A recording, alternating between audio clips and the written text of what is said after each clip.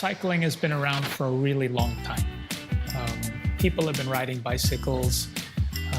Cycling made a difference for the culture of Italy. Actually, when bicycles first started coming out in Italy, it's what allowed people in the countryside to travel so that they could go vote. Prior to that, people that lived in the countrysides had no say. So cycling is more than just a recreation. Cycling was a real mode of transportation and a real way for people to get together.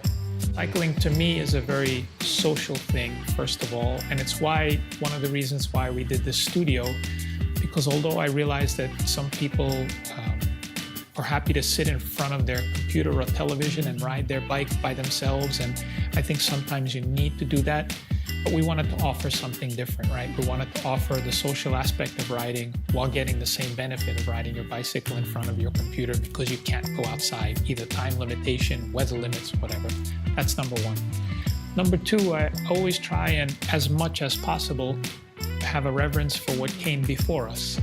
So the name Gavia is really, the Passo di Gavia is one of the most iconic climbs in the Giro d'Italia. And what makes it important, I think, for us is that on June 5th, 1988, Andy Hampsten, who was on the American cycling team at that time, climbed the Passo di Gavia in a blizzard and descended it in a rainstorm.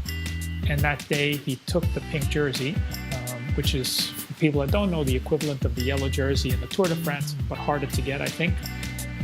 So that was stage 14.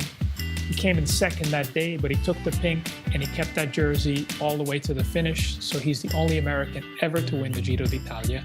It'll be 30 years actually in 2018 that he's done that. I think when somebody does something like that, and if you think about it, 30 years ago, they had no technical clothing. They used newspaper and trash bags to keep warm. They didn't have the training methods that we have now. When somebody does something like that, I think that it's important to recognize it. And I think a lot of times people get too caught up in the stuff.